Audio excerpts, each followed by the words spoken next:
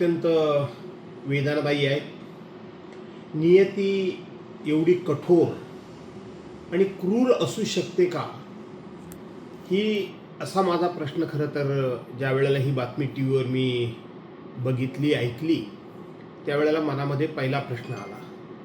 एक अत्यंत कर्तव्य कठोर, शब्दाचा पक्का, दिवस रात्र या महाराष्ट्राच्या विकासाकरता, भविष्याकरता, भवितव्याकरता धडपडणारा नेता आणि दिवसातले 24 तास सुद्धा कमी पडतील इतकं काम करणारा नेता हा दुर्दैवानं आपल्या सर्वांच्या मधून आज निघून गेलेला आहे, हरपलेला आहे. मी सुरुवातीलाच माननीय अजितदादा यांना भावपूर्ण श्रद्धांजली माझ्या कुटुंबियांतर्फे, शिवसेना उद्धव बाळासाहेब ठाकरे पक्ष विधिमंडळातर्फे आणि माझ्या पक्षातर्फे संपूर्ण महाराष्ट्रातर्फे मी श्रद्धांजली अर्पण करतो. अजितदादा हे अत्यंत रोखठोक व्यक्तिमत्व होतं. अजितदादा थोडे तामशी होते, पण तितकेच मनानं हळवे देखील होते आणि तितकेच शब्दाचे पक्के देखील होते. आज ते आपल्यामधून निघून गेलेले आहेत. मी त्यांच्याबरोबर आयुष्यातली 15 वर्ष राष्ट्रवादी काँग्रेस पक्षामध्ये काम केलेलं आहे आणि त्याचबरोबर विधिमंडळामध्ये जवळजवळ 34 वर्ष मी त्यांना जवळून बघितलेलं आहे, त्यांना अनुभवलेलं आहे.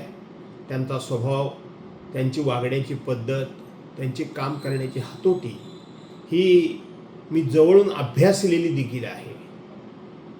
अजितदादा आपल्या सर्वांमधून जाण्यात नुकसान फक्त पवार कुटुंबियांचं नाही झालं, तर संपूर्ण महाराष्ट्र राज्याचं झालं. महाराष्ट्रातल्या प्रत्येक नागरिकाला, पक्ष कुठलाही असू द्या, पण त्या पक्षातल्या माणसाला कुठे ना कुठेतरी असा एक हळवा कोपरा, हळवा विचार होता की अजितदादा एक ना एक दिवस या महाराष्ट्राचे मुख्यमंत्री झाले पाहिजेत, असं प्रत्येकाला वाटत होतं. ते प्रत्येकाचं स्वप्न, ते अजितदादांचं देखील स्वप्न होतं की मला एक ना एक दिवस राज्याचा मुख्यमंत्री होण्याची संधी मिळावी.